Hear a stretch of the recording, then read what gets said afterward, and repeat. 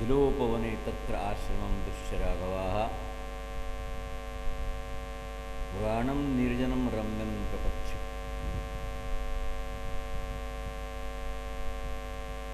पंजाबाचं म्हणजे जनताचं राज्य मिथिला. मिथिलेच्या उपवनात जनकपुरीकडे जात असताना एक उद्ध्वस्त आश्रम दिसला रामाला.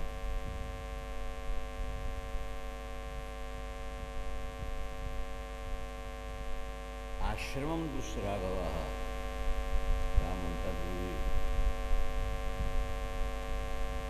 प्रपच्छ. माझी विनंती आहे तुम्हाला, हा आश्रम दिसतो इथे पशुपक्षी नाही आहे, कोणी तपस्वी तपाला बसलेला नाही आहे, पण आश्रम मात्र आहे. या ओसाड आश्रमाची कथा काय? कोणीतरी तर तप करायला पाहिजे, काहीतरी तर होईल.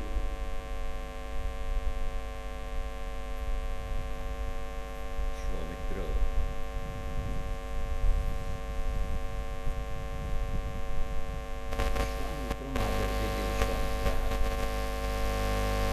विश्वामित्राच्या पावलावर पाऊल घेऊन आचरण करण्यासारखं त्यांचं व्रत आहे, म्हणून त्यांचं नाव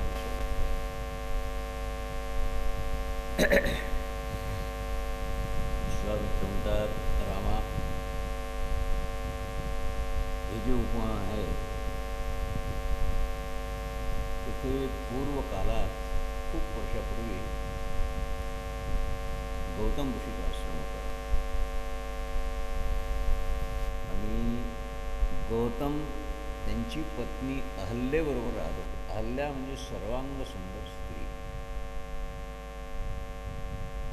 ही तसं मान्यतेला ब्रह्मकन्या आहे, पण तसं नाही आहे.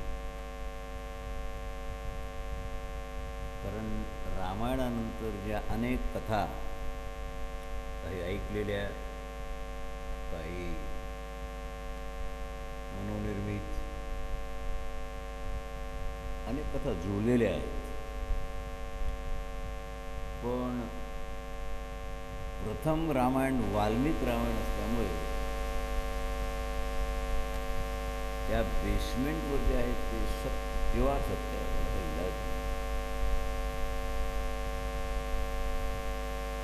विश्वामित्र म्हणतात, राजा, अहिल्याचं जेव्हा लग्न झालं त्यावेळेला शशीपती देवलोकात स्वर्गात इंद्रपत्नीसारखं सौंदर्य कोणत्याही स्त्रीला नाही. शशीसाठी एवढं असूनही इंद्राच्या मनात अहिल्ये कथा असं तुम्ही मानलं. मी थोडं सावधी केलं होतं, पण त्यांनी तपस्व्याचा वेश धारण केला. रावणाने सीताहरण करायच्या आधी रावणाचा जो ओरिजिनल वेश आहे तो नव्हता. हातात कमंडलू, काठी, वस्त्र, सगळं तपस्व्याचं वेश आणि स्ववेश परिवर्तन. गांडग्यात मोठी गंमत आहे. अंगद जेव्हा शिष्टायला गेले होते तेव्हा अंगदाने हा प्रश्न केला होता रावणाला, रावणा, तू तिन्ही लोकातल्या देवतादिकांना यमाला जिंकलं, पण तुला कोणी जिंकलं नाही. जिंकलं 2-3 राजांनी तुला. तू जर एवढा शक्तिमान शूर वीर होता तर राम लक्ष्मण हजर असताना तू सीतेचं हरण का नाही केलं? तुला भीती नाही ना, मृत्यूची भीती नाही? रावण वधाच्या वेळेला फार भानगडी झाल्या, तो सहजासहजी मेलेला नाही आहे. राम सहज नाही मारू शकले त्याला देवसून. त्याचं काम आहे ना, काम, इच्छा ते कुमारी झाली, मग ते कामाची तारुण्य.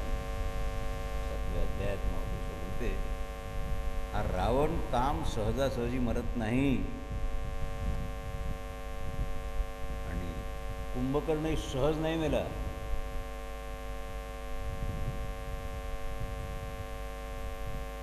इंद्रजित सहज नाही मेला. कारण कामाचं, क्रोधाचं आणि लोभाचं, त्याच्यामुळे यांचा त्रिवर्गाचा समूळ नाश तुकोबारायांनी त्याची व्यवस्था सांगितली आहे. इच्छा हे समूळ खणोनी काढावी. शेतकरी होते ते, शेतकऱ्याची भाषा वापरली. वर तुम्ही पालवी खुडाल तरी वृक्ष हिरवा राहतो. तुम्ही दाखवाल की लोभ नाही, मला विरक्त आहे, काम नाही, निष्काम आहे, मला कधी राग येतच नाही, असं नाही होत. इच्छेच्या पाठीमागे हे तिन्ही दोष आहेत. कामेश, क्रोधेश, रजोगुण, समुद्भव, महाशनो, महापापमा, विद्येनं प्रिय. आशा हे समूळ खणून काढावी. आपण शेतकरी आहोत नाही, ते शेतातलं हे काढतो नाही, खणून काढावं लागतं ते. त्याच्यापासून परमार्थात जीव टिकत नाही, त्याला नजर नाही येत परमार्थ.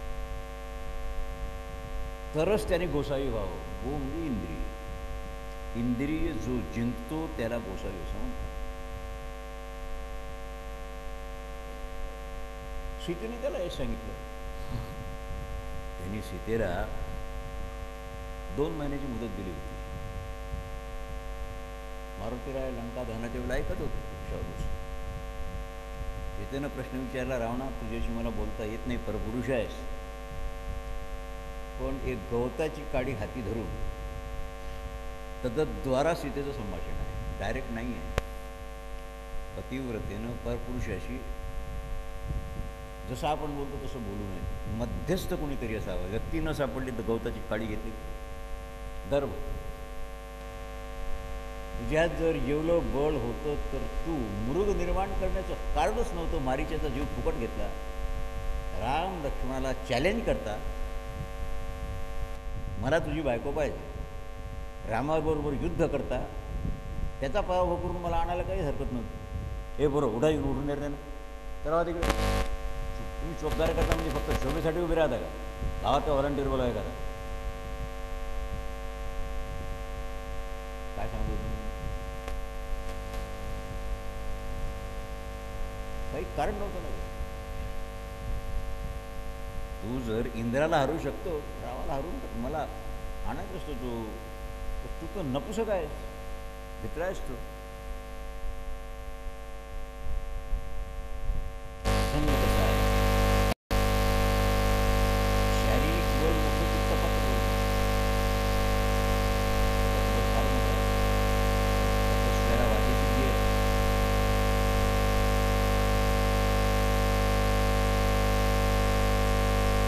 इंद्र शचीपती इंद्र आहे, सुरपती इंद्र आहे, तरीही त्याच्या ठिकाणी आशाहीन एका ऋषीच्या तोंडून दाखवला. ती गिराईकाची वाट पाहून जेव्हा रात्री 12 वाजले थकली, त्यावर भगवान दत्तात्रय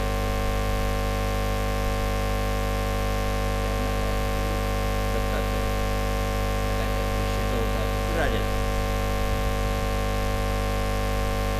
तिने सांगितलं, महाराज आशाहीन सर्वदुःखम नैराश्यम सर्वदुःखम. जगात जेवढी दुःख आहेत तेवढी आशाहीन तुम्हाला स्वर्गाला जायची इच्छा म्हणून तो वैकुंठाला जायची इच्छा असेल तरी इच्छा नाही. इंद्राच्या चित्तात जी आशा निर्माण झाली आहे त्यानं त्याची वृषण गमावलं.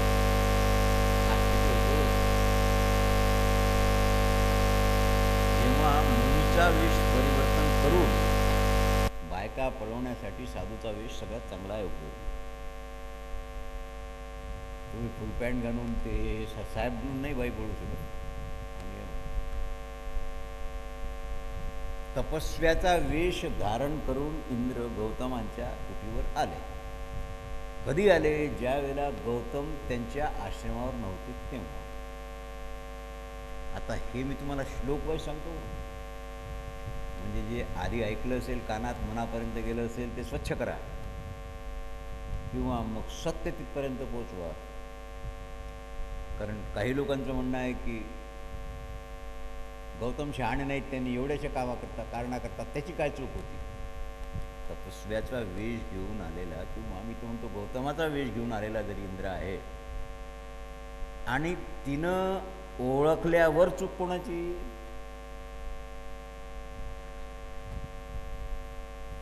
इंद्र आले ते वेश होता, न जाणू गौतम आले तर.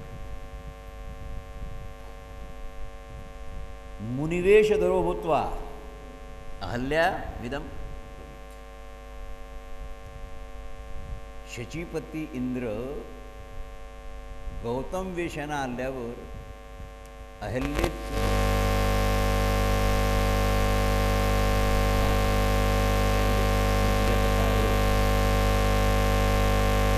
तुला प्राप्त करावं ही माझी इच्छा होती.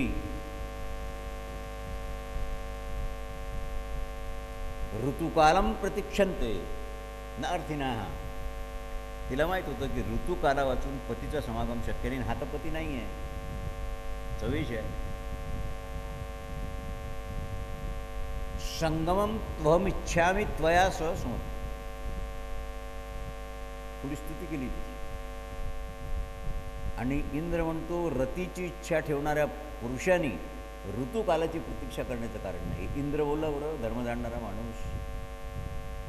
हे श्लोक महत्त्वाचे काय, ज्यांना या प्रकारची कार्य सिद्ध करायची आहेत ते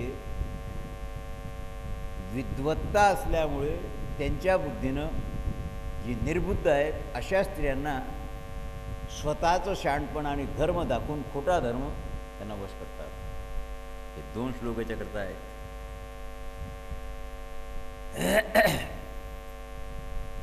संगमम त्वमिच्छामि त्वया च सुबद्धमी.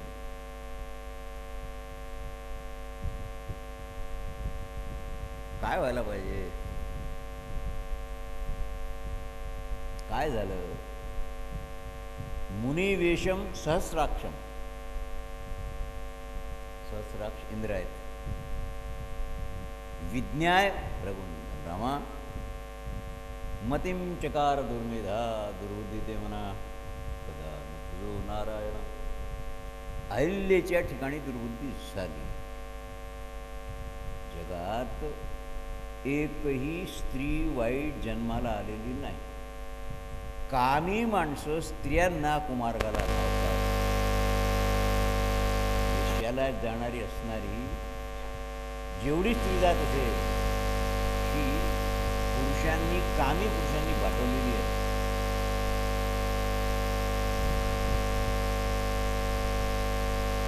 चकार दुर्मेधा देवराज कुतूहलम. कुतूहलम अशा प्रकारचा ते म्हणतात तिला कुतूहल वाटलं की रे मी साधारण स्त्री आणि माझ्या बरोबर समागमाला इंद्रासारख्या महापुरुषाची इच्छा व्हावी असं तिला वाटतं. दुर्मेधा देवराज कुतूहलम ही दुर्बुद्धी तिला निर्माण झाली आणि तिनं निश्चय केला आणि प्रस्ताव इंद्राचा स्वीकार केला. अथाब्रवी सूरश्रेष्ठम कृतार्थेन अंतरात्मनः कृतार्थास्मि सुरश्रेष्ठ गच्छ. काय झालं संतुष्ट चित्त कोण. मी तुम्हाला शब्द वैधता सांगतोय श्लोकांचे. कृतार्थेन अंतरात्मा. अंतरात्मा अहल्येचा प्रसन्न झाला. समाधी हरीची संसुखे होईल न साधेल जाण द्वैत बुद्धी. अहल्येचा अंतरात्मा प्रसन्न झाला. इंद्राबरोबर समागम केल्यानंतर कृतार्थास्मि सुरश्रेष्ठ. ती म्हणते आज मी कृतार्थ झाले. गच्छ शीघ्रमिती प्रभू. आता तुम्ही माझे पती येण्याची वेळ लवकर निघून जा. शीघ्र लवकर निघून जा. आत्मानं मामाच्या देवीशी सर्वथा रक्ष गौतमाम. आणि एक लक्षात ठेवा, माझे पती फार मोठे तपस्वी आहेत, त्यांच्याजवळ सगळ्या सिद्धी आहेत.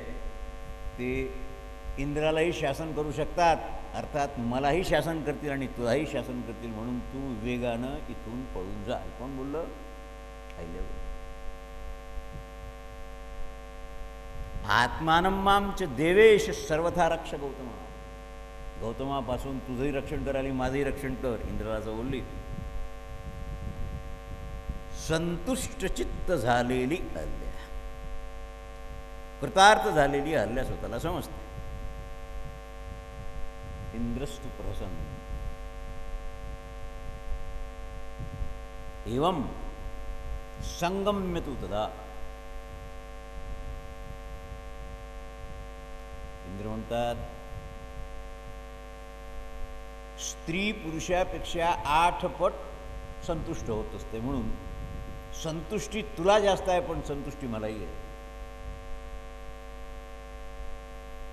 आणि ज्या वेळेला इंद्र जायला निघाले, ससंभ्रमात परण राम स्वहितो गौतम प्रति. गौतम ऋषीने पाहून म्हणतात, ते म्हणतात, सुरपती इंद्र पळण्याचं कारण काय? याला जो चोर आहे तो पळतो, तुम्ही चोरीच केली नाही, चोरच तुम्हाला पळण्याचं कारण काय? यांची स्थिती अशी आहे, देवता आणि दानवाकरता दुर्घर्ष, तपोबल संपन्न महामुनी गौतम हातात समिधा घेऊन हवन कार्यासाठी आश्रमावर परत आले. कारण त्यांचं शरीर तीर्थजलानं ओलं होतं, गंगा स्नान केल्यामुळे गोदावरी अंग ओलं होतं. प्रत्यक्ष गंगा गोदावरीच्या रूपानं प्रकट करणारा महात्मा आहे तो. त्यांनी जेव्हा पाहिलं, द्रष्टा सुरपती शत्रू विषण्णत्यवदनं, विषण्ण झाले इंद्र. वेश नाही पालटू शकले ते, त्यांचा मुनिवेश कायम होता इंद्राचा. आणि एका रूपाची 2 माणसं कशी, इंद्र आणि गौतम, संभ्रम निर्माण झाला. गौतम म्हणतात, अथ दृष्ट्वा सहस्राक्षम मुनिवेशधरम मुनी. हा मुनिवेश धारण का केलाय? दुर्वृत्तम वृत्त संपन्नो रोषात वचनम ब्रवीत. मग रागानं बोलले, तोपर्यंत रागावले नव्हते. दुराचारी हा शब्द इंद्रकथा वापरला. गौतम वेशानं जेव्हा पाहिलं त्यावेळेला, ममरूपम समास्थाय कृतवान असि दुर्मते अकर्तव्यम इदम यस्मात् विफलस्त्वं भविष्यसी. भविष्यात तुझे अंडकोश नष्ट होतील आणि तू आपल्या भाषेत युसलेस होशील.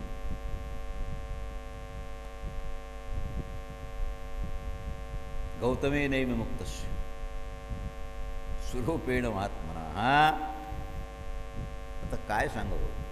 त्यांनी सांगितलं, सहस्राक्ष इंद्रा,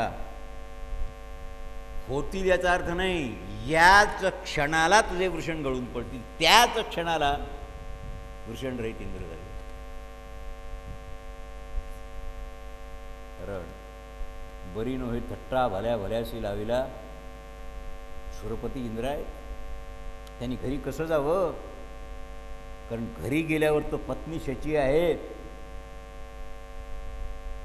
शचीने विचारल्यावर पतीजवळ भोगाचं साधनच नाही.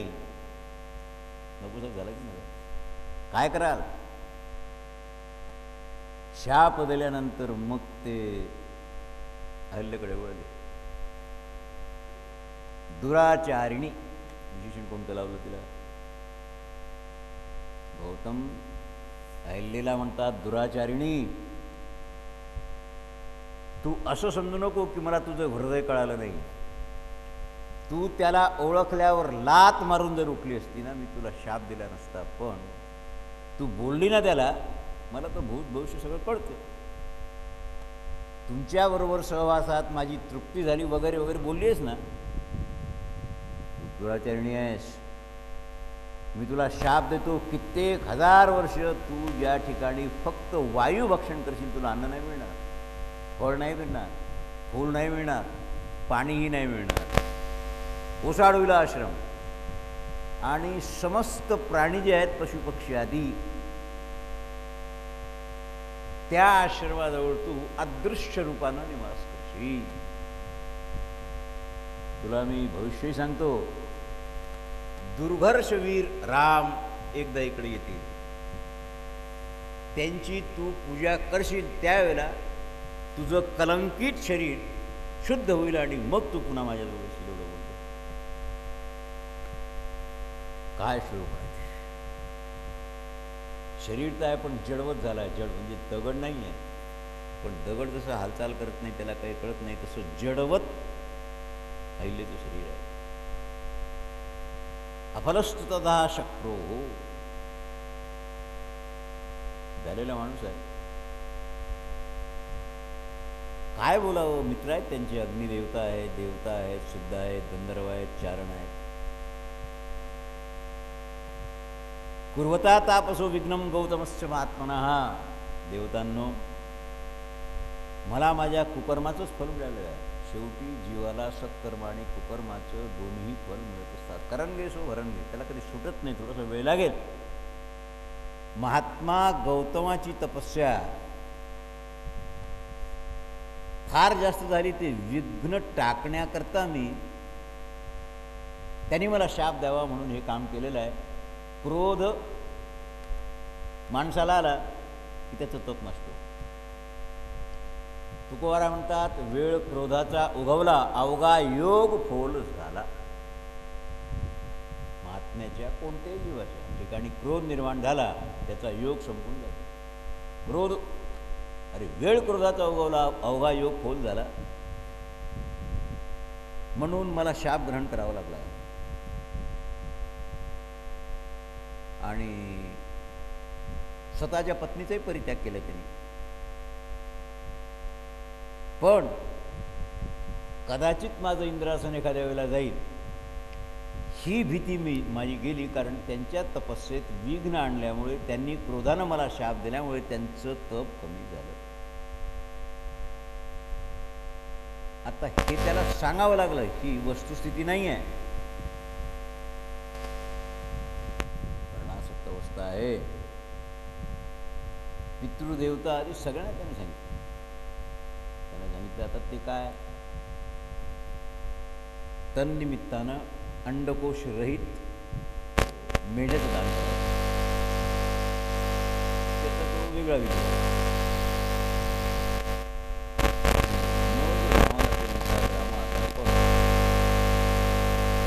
राजा जनकाच्या राज्यसीमेवर आलो तेव्हा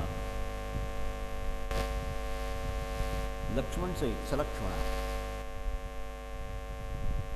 तिथे गेल्यावर आत शिळेसारखे हल्ल्यावर, आता इथे तिच्याकरता महासौभाग्यशाली शब्द वापरला रावण. महाभागाम दैदिप्यमान प्रकाशित होती, कारण तप होत ना, तप पूर्ण झाले. सगळ्यांच्या वर तिचं तप होतं. तिचं ते दिव्य रूप ब्रह्मदेवाने विशेष अग्निशिखा ज्याप्रमाणे असते त्याप्रमाणे ती रामाला वाचली. शापशांती उपागम्य देशाम दर्शनमागता. शापाचा अंत झाला. रामदर्शनामुळे शापाचा अंत झाला, प्रश्नच नाही.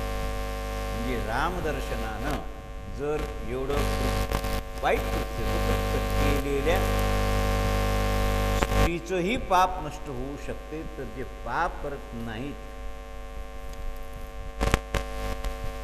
त्यांचं कल्याण होईल की नाही. राम लक्ष्मण सलाक पाद्य प्रतिजग्राह पाद्यम अर्घ्यम तथा आतिथ्यम. जेव्हा तिनं राम लक्ष्मणाला पाहिलं तेव्हा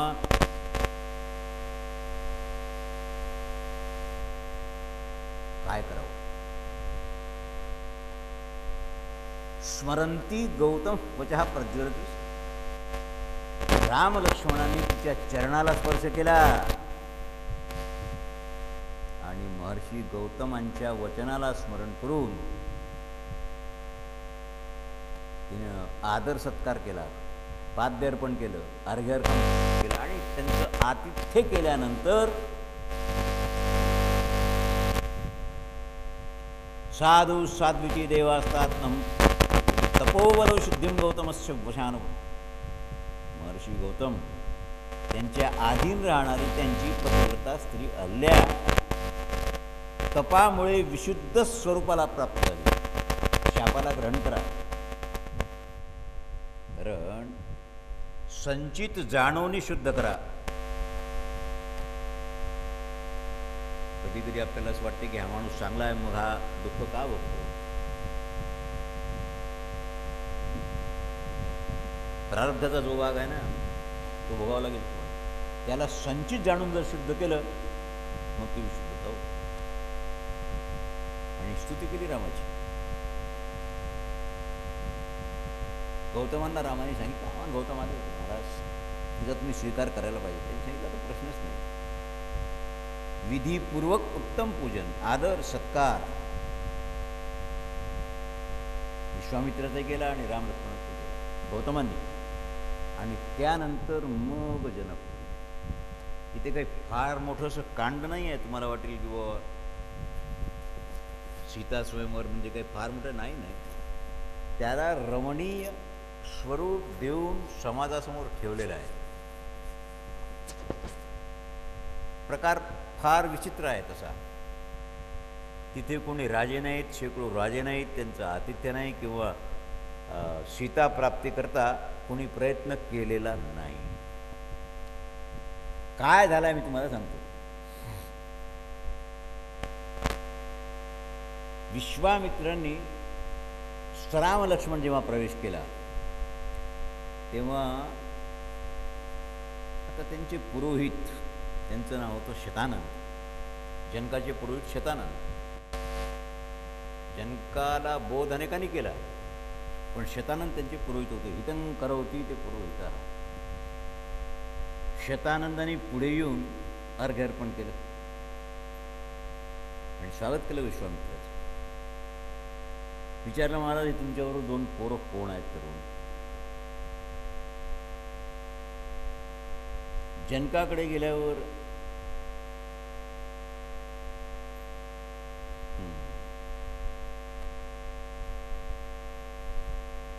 त्यांनी थोडीशी प्रार्थना केली. सांगितलं, महाराज 12 अहम तो ब्रह्मर्षी. अनायासेच तुम्ही विश्वामित्रासारखे ज्येष्ठ आणि श्रेष्ठ ऋषी आलेल्या आणि मी दीक्षा घेतलेली आहे. माझ्या यज्ञ दीक्षेला 12 दिवस अजून शिल्लक आहेत. म्हणून माझी विनंती आहे तुम्हाला, तुम्ही 12 दिवस इथे राहत जाऊ नका. कारण तसं राहण्याचं कारणच नव्हतं. जेव्हा जनकाचा प्रसंग आहे तेव्हा गौतम ऋषींचे ज्येष्ठ पुत्र शतानंद, अहिल्याचा मोठा मुलगा शतानंद, शतानंदाने विचारलं, महाराज माझी माता यशस्विनी अहल्या खूप दिवसापासून तप करून राहिली आहे. तुम्ही रामाला तिचं दर्शन करवलं का. त्यांनी सगळा प्रकार सांगितला. मी माझ्या कर्तव्याला चुकलो नाही.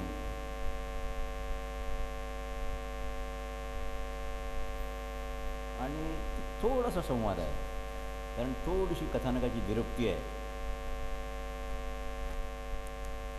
आणि मग जनकाला त्यांनी सांगितलं, महाराज हे गादीपुत्र विश्वामित्र आहेत.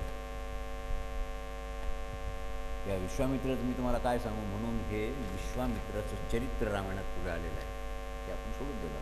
थोडक्यात असं आहे, विश्वामित्र क्षत्रियाचे राजे होते. त्यांनी एकदा ससैन्य जात असताना वशिष्ठांच्या आश्रमात चितकबऱ्या रंगाची गाय पाहिली. गाय पाहिल्यावर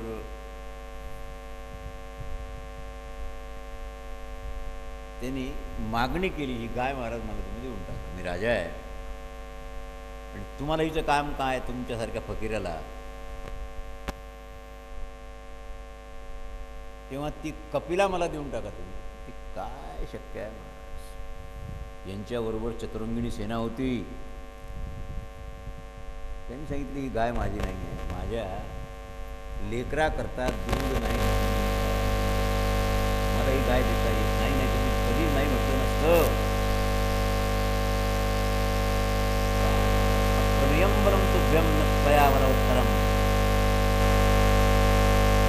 ब्राह्मणापुढे क्षत्रियाचं बळ कमी पडते. ब्राह्मणाचं बळ दिव्य आहे. क्षत्रिय बलापेक्षा निश्चित त्या दिवशी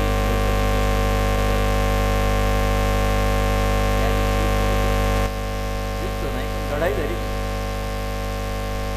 एका ब्राह्मणाने आमचा क्षत्रियाचा भाग गेला म्हणून अर्जुन पांडव ब्राह्मणाच्या वेशात होते.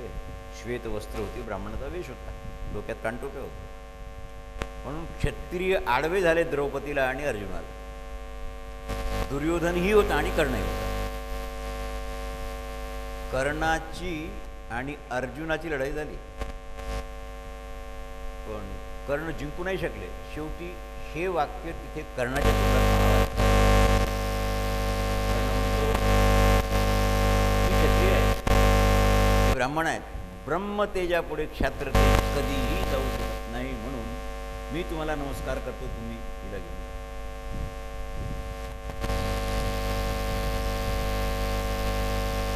या कामधेनून सैनिकाची सृष्टी करण्याची आज्ञा मागितली. महाराज माझ्या पोटात अन्न आहे, पक्वान्न आहे, सैनिक आहे, युद्ध साहित्य आहे. आणि मग विश्वामित्राचा पराभव झाला, सबंध सेना पराभूत झाली. मग विश्वामित्राने तप केलं, महादेवाजवळून दिव्यास्त्र प्राप्ती केली आणि मग वशिष्ठांचा ब्रह्मदंड, हे सगळं झालं. तुम्हाला माहीत आहे, त्याचा फार लांब आहे. प्रश्न उरला, मी ब्राह्मणत्व प्राप्त कसं करू शकेन, ब्रह्मर्षी कसा होईल.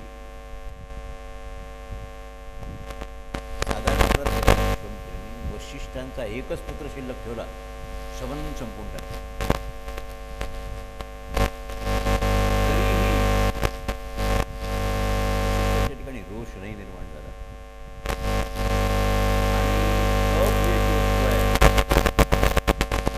प्राणेंद्रिय शरीरा आटणी करण्याची विरातया नामतो त्यांना ब्राह्मणत्व प्राप्ती झाली. खूपच कष्ट लागले, अतिशय त्रास झाला. पण त्रिशंकूचं प्रकरण मध्ये आहे, तो पापी असल्यामुळे त्याला इंद्र स्वर्गात घेत नव्हता, म्हणून विश्वामित्राने त्रिशंकू राजा करता दुसरा स्वर्गच निर्माण केला. एवढं तो. आणि याप्रमाणे त्यांची थोडीशी महती आहे.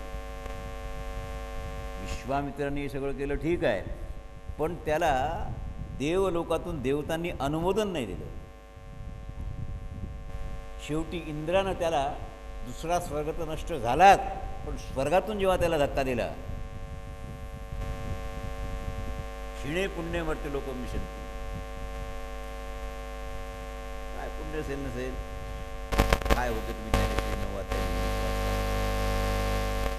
हे सगळं झाल्यावर तेजस्वी विश्वामित्र प्रजापतीप्रमाणे वाटत होते. निर्मिती त्यांनी खूप केली, पण त्याच्या पाठीमागे अहंकार होता. अहंकार असल्यामुळे मी एवढा मोठा तपस्वी. मला गंमत सांगू काय, नाथांना एकच मुलगा होता, हरिपंडित. सकाळी सांगितलं तुम्हाला, अतिशय विद्वान. नाथांचं वार्षिक उत्पन्न 36,000, आत्ताचा रुपया आणि पूर्वीचा रुपया 36,000. म्हणजे ज्या वेळेला सोन्याचा भाव 12.5 ग्रॅमला, एका तोळ्याला 15.5 रुपये होता, त्यावेळेला 36,000चं उत्पन्न. म्हणजे किती उत्पन्न झालं ते, किती सोनं झालं. आज 8-8.5 रुपये सोन्याचा भाव आहे ना, मल्टिप्लाय करा त्याला, मल्टिप्लाय गुणाकार, त्याचा गुणाकार केल्यावर 16 कोटी रुपये येईल. नाथांचं उत्पन्न बरं वार्षिक 16 कोटी रुपयाचं होतं. 16 कोटी रुपये 15 दिवसाच्या जन्माष्टमीच्या उत्सवात संपून शेवटी वाण्याचं 500-700 रुपये कर्जनाथावर दरवर्षी राहत होतं. ती एकदा देवाने फेडलं, पावती आणून त्यांच्या ज्ञानेश्वरीत ठेवली. सांग, 16 कोटी रुपये. पण 16 कोटी रुपये उत्पन्न असणाऱ्याला अहंकार नव्हता ना, म्हणून संत आहे. रावणाची लंका सोन्याची आहे, अहंकार आहे. तुमच्याजवळ अहंकारासारखं काही नाही, पण जे फार थोडा आहे त्याचाही तर अहंकार आहे. पण ज्या संताला उत्पन्न 16 कोटी रुपयाचं आहे वार्षिक, इयरली, त्यांना स्पर्श नाही अहंकाराचा. मग नवल अहंकाराची गोटी होई कोणाकरता आहे? सज्ञान हा शब्द वापरला आहे ना, लगेच सज्ञान काय असेल. भयंकर अहंकार होता विश्वामित्रांना. आणि शेवट काय झाला त्याचा? प्रतिद्वंद्वी होते ते. एक दिवस मी तुम्हाला या रामायणाच्या बाहेरची कथा सांगतो. एक पोरगा मारला, एकच शिल्लक ठेवला होता, वसिष्ठांचा.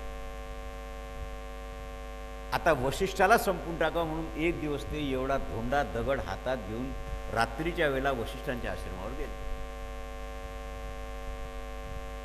पती पत्नी बाहेर अंगणात, उन्हाळा होता, बसले होते गप्पा मारत. नक्षत्र चंद्रमा प्रकाशित होता. आणि सहज प्रश्न विचारला. वसिष्ठांना विचारला, महाराज, अरुंधती, त्यांची पत्नी अरुंधती, रूपच कोणाला घेता येत नाही, विश्वामित्राचं तप कसं आहे असा प्रश्न विचारला. विश्वामित्र ऐकून आले. हातात एवढा मोठा दगड, बाजूला उभे होते. वशिष्ठ म्हणतात, ज्याप्रमाणे आकाशात तारे दिसतात, पण चंद्राने सगळ्या ताऱ्यांचं तेज फिक्क केलं, त्याप्रमाणे विश्वामित्राच्या तपापुढे एकाही तपस्व्याचं तप राहिलं नाही, सगळे फिक्के पडले. एवढा मोठा अधिकार विश्वामित्राचा आहे. हे जेव्हा विश्वामित्राने ऐकलं, पश्चात्तापदग्ध माणूस बरा असतो. आता काय करावं? हा दगड माझ्या डोक्यात घालू की वशिष्ठाच्या डोक्यात घालू? म्हणजे मी ज्याला शत्रू समजतो तो माझी स्तुती करतो, तो म्हणतो हा शहाणा आहे, माझ्यापेक्षा वर आहे. दगड फेकून दिला. आणि कधीही त्याला रामराम न करणारा वशिष्ठाच्या पायावर डोकं ठेवल्यावर वशिष्ठ बोलले की आज तुम्ही ब्रह्मर्षी झाले. कधी झाले? तुमचा अहम, तुमचा इगो नष्ट नसतो, विसर्जित होतो. तुम्ही खडीसाखरेचा खडा पाण्यात टाकला, विसर्जित झाला तो, पाणी गोड झालं त्याच्यामुळे. खडा संपला की पाण्यात रूपांतरित झाला. अहंकार हा प्रेमात विसर्जित होतो, मग श्रद्धा निर्माण करतो. ही जी श्रद्धा आहे ही कोरडी असून काही चालत नाही. श्वान मांस भक्षण करतात, चंडाल असतात. आणि विश्वामित्राची महती 50 पोरं त्यांना होती. त्यांनी एक दत्तक मुलगा घेतलेला पुनश्शेप नावाचा तो घरी आणला. आणि त्या पोरांना सांगितलं, तुम्ही 50 आहात, हा 51 तुमचा भाऊ आहे असं धर्मबंधू तुम्ही याला समजा, मी याला दत्तक घेतलेला आहे पुनश्शेपाला. कारण त्याला सोडवलं होतं, पशु म्हणून त्याला विकत घेतलेलं हरिश्चंद्राने सोडवलं होतं. त्यांनी सांगितलं की आम्ही 50 असल्यावर हा 51 घरी कशाला आणला, आम्हाला हा कबूल नाही, एवढं उत्तर दिलं. एवढ्या उत्तरानं अपमानित झालेल्या विश्वामित्रांनी 50ही पोरांना शाप दिला, तुम्ही चांडाल आणि कुत्र्याचं मांस भक्षण करून जगा.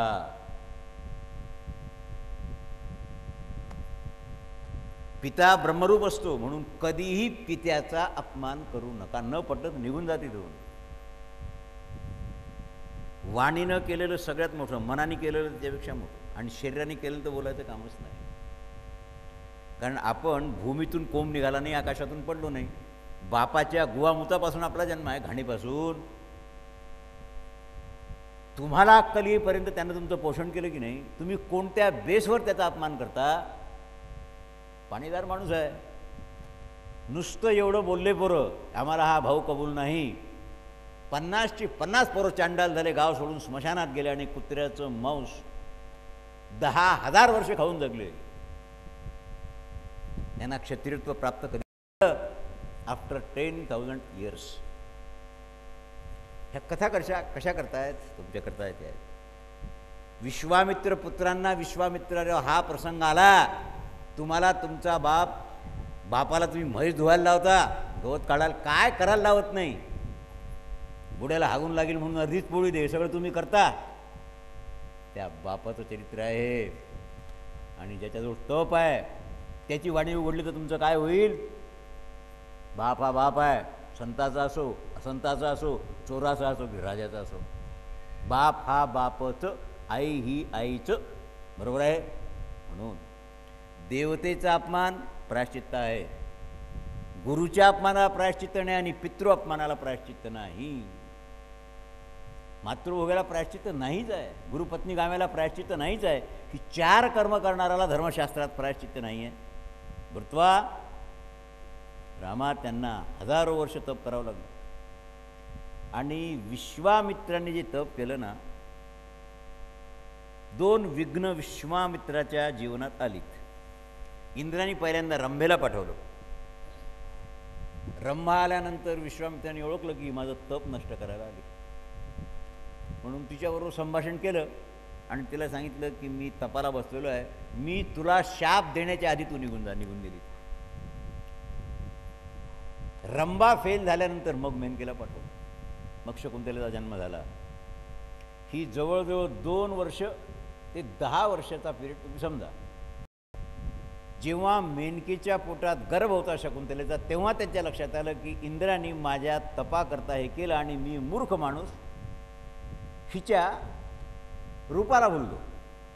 तिला हाकलून दिलं. तिने सांगितलं पोटात गर्भ आहे, टाकून दे. इंद्राला मोबाईलवर फोन केला. इंद्राने सांगितलं स्वर्गात नको आणू, पृथ्वीवरचा गर्भ टाकून दे तिथे. मग तो गर्भ कन्येचा असल्यामुळे टाकला पानावर. शकुंतान रक्षत्वेती लाती गृह्णाती शकुंतला. हा हे निर्वचन आहे शकुंतला या शब्दाचं. पक्ष्यांनी आपल्या पंखाने जिचं रक्षण केलं, शकुन म्हणजे पक्षी, ही शकुंतला. विश्वामित्रावर आलेलं विघ्न वैशाख माघ होतं. आणि याप्रमाणे विश्वामित्र मुनी शेवटी विचलित नाही झाले. त्यांनी सांगितलं 1,000 वर्ष झाले आहेत, 1,000. मी श्वास बंद करून तप करतोय, श्वास कुठून तरी निघेल. तुम्ही धूर आहे कोंडलेला, कुठून तरी छिद्र काढील, ते कुठून तरी निघेल की नाही. कानातून लोक बिड्या फुकतात, कानातून धूर काढतात, छिद्र सांगितले शरीराचं कुठून तरी काढतात. तसं त्यांच्या टाळूतून धूर निघायला सुरुवात झाली, विश्वामित्राच्या टाळूतून. कारण 9 दरवाजे खिडकी, मध्ये चक्राची फिरकी, आत्मस्वरूपी ओळखी प्राण्या तेव्हाच घेशील गिरकी. त्याला काही इलाज. कारण त्यातून धूर जेव्हा निघाला तेव्हा मग नाईलाज झाला. ब्रह्मा आदी सकल देवतांनी विचार केला की आता मधुर वाणीनं जाऊन त्यांची समजूत घालावी लागेल.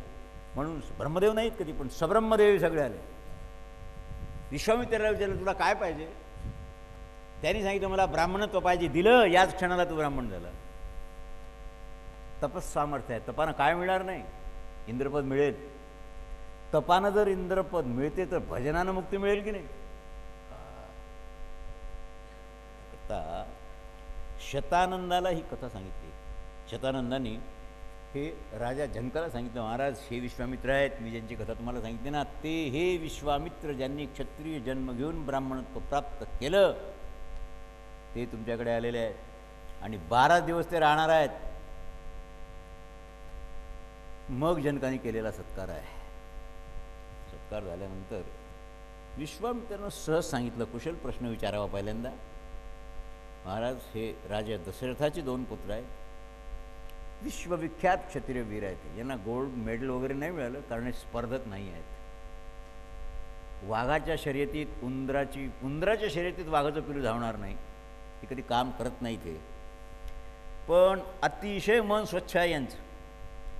आणि हे ज्येष्ठही आहेत आणि श्रेष्ठही आहेत. रामाकडे होऊन हा जो सावळा दिसतो ना, हा ज्येष्ठ आहे. आणि गौरवर्णाचा लक्ष्मण दिसतो, हा त्याच्यापेक्षा कनिष्ठ आहे. ओळख करून दिल्यानंतर मग विश्वामित्राने विचारलं, महाराज पूर्वकालात दक्ष यज्ञ विध्वंसाच्या समयाला भयानक पराक्रमी भगवान शंकर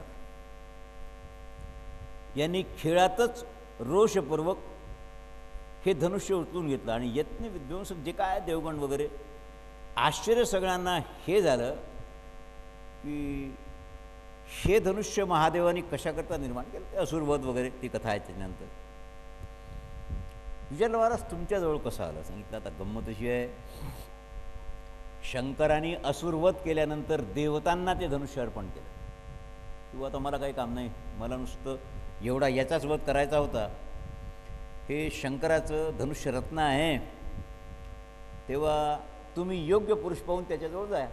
जनक म्हणतात माझे पूर्वज महाराज देवरात, त्यांचं नाव होतं राजा देवरात, त्यांच्याजवळ इंद्रादी देवतांनी हे धनुष्य धरोहर म्हणून दिलं. धरोहर कळतं की नाही भाऊ, मी पंढरीच्या वर येऊन येतो, 10,000 रुपये तुमच्याजवळ ठेवा. धरोहर म्हणतात त्याला, द्यावं लागतं ते आल्यावर. तुम्ही म्हणाल की ते चोरान नेलं, उंदरान दिलं, ढमकं झालं, कोणतीच बदमाशी चालत नाही धरोहरात. तेव्हा माझ्याजवळ धनुष्य पडलं आहे. आणि गंमत काय झाली, सहज रूपानं एक दिवस भगवान परशुरामाचं आगमन झालं. ते आजही आहे. परशुरामाने या कन्येला पाहिलं, ही माझी धर्मकन्या आहे, माझ्या पोटातून जन्म नाही आली, ही कन्या मला सापडली कसं, हिचं नाव मी सीता ठेवलं आहे. कारण सीत म्हणजे शेतकरी नांगराचा काकर काढतो की नाही शेतात, नांगराचं काय म्हणतो त्याला आपण, नांगरताना त्या नांगराच्या काकरात सापडली ही पेटीत, म्हणून सीत म्हणजे नांगराच्या काकरात सापडली, म्हणून मी हिचं नाव सीता ठेवलं. आणि याप्रमाणे ही मुलगी आहे. आता आम्हाला काही विशेष नव्हतं, स्वयंवर करू, पण भूत भविष्य जाणणारे भगवान परशुराम त्यांनी सांगितलं की ह्या पोरीचं लग्न माझ्या आज्ञेपासून करायचं नाही. बरं तू मला कुठे शोधशील, म्हणून तुला सांगून ठेवतो, तुझ्याजवळ जे इंद्रादी देवतांनी शंकराचं धनुष्य दिलं आहे त्याला जो प्रत्यंचा लावेल त्याला ही मुलगी द्यायची. तू माझ्या आज्ञेचा भंग करणारच नाहीत, कारण जनक आहेस. काय करावं. त्यांनी सांगितलं महाराज हे तर सगळ्या जगाला भारताला माहीत आहे. एखाद्या वेळेला एखादा राजा ऐकून गेला किंवा एखादा मुद्दाम हे ऐकून आला, त्यांनी ते धनुष्य पाहिल्यावरच त्याला घाम फुटला, त्या पेटीतून काढायचं कामच नाही पडलं, हे सगळं झालं. आणि माझी मुलगी तशीच राहिली, ही तर षोडशा झाली. कारण कन्येचे 3 वर्ष रजनिर्मितीनंतर जर गेले तर पिता नक्की नरकाला जातो. 36 ऋतू जर पिता डोळ्यानं पाहिलं आणि तरी तिचं लग्न नाही करणार, धर्मशास्त्र सांगतो तुम्ही असं वागा. एकही नाही वागत. आता ते पूर्वीचे मूर्ख लोक गेले 100-150 वर्षाचे आहेत, ते मूर्खच की नाही. तुम्ही ज्याला बालविवाह म्हणता ते, पण त्या बालविवाहाच्या पोरी पळून नाही गेल्या कोणाबरोबर. आता रोज पेपर उघडल्यावर आहे परिणाम पहा तुम्ही. काय काय करावं, त्यांची शक्ती कमी पडली जे जे आले त्यांची. अरे काही काही तर राजे 1-1 वर्ष माझ्या नगरीला वेढा देऊन राहिले, पण धनुष्याला हात नाही लावू शकले. तेव्हा विश्वामित्राने एवढं सांगितलं, महाराज ही पोरं दशरथाची आहेत, हे दिव्य आणि एक विशेष तेजपुंज राजपुत्र आहेत, यांची इच्छा आहे की आम्ही ते धनुष्य पाहावं. नाही तर काय हरकत नाही, कारण मलाही पोरीचं लग्न करणंच आहे. मला यांना धनुष्य दाखवायला हरकत नाही, मी दाखवलेच आहे कुणाकोणाला. सेवकांना आज्ञा दिली, नृणाम शतानी 500 स्थानाम महात्मनाम मंजू म्हणजे पेटिका अष्टचक्रात समजते कदर्शन. ते धनुष्य 8 पायाच्या म्हणजे 8 लोखंडाचे पाय केलेली एक गाडी, त्या गाडीत एका पेटीवर ठेवलेली होती आणि 5000 माणसं तिला ओढत होती. त्या धनुष्याचं वजन किती, 5000 माणसांनी ओढून आणली ती. मंजुषा अष्टचक्राम ताम समजते कथंचया. लोखंडाची पेटी ज्यात धनुष्य ठेवलेलं आहे, श्रेष्ठ धनुष्य प्रश्नच नाही. याला सगळ्यांनी पार आहे बरं, देवता गंधर्व किन्नर सगळ्यांनी पार आहे. आणि देवतांनी प्रयत्न केले नाही असं नाही, यक्ष किन्नरांनी प्रयत्न केले. राजा रघुनंदन श्रीराम सहित विश्वामित्र जनकांचं कथन ऐकल्यानंतर आज्ञा मागितली. राम म्हणतात, गुरुजी पाहिलं तर खरं आम्ही, पण ह्याच्यावर प्रत्यंचा चढवण्याचा प्रयत्न करू का आम्ही, तुमची आज्ञा असेल तर. कधी कधी पोरं बोलतात तेव्हा बापाने जाणून घ्यावं. की बुड्याला सूचक शब्दात आता मी 27चा झालो, माझं लग्न करा, हे सुचवायचं असते कधी कधी पोरांना. बाबा तुमचं लग्न झालं तेव्हा तुम्ही किती वर्षाचे होते, म्हणजे हे सांगायचं की तू होसुडीच्या 21चा होता, तुझं लग्न झालं, मी 27चा झाला, अजून पायाचा पत्ता नाही, हे सुचवायचं असतं.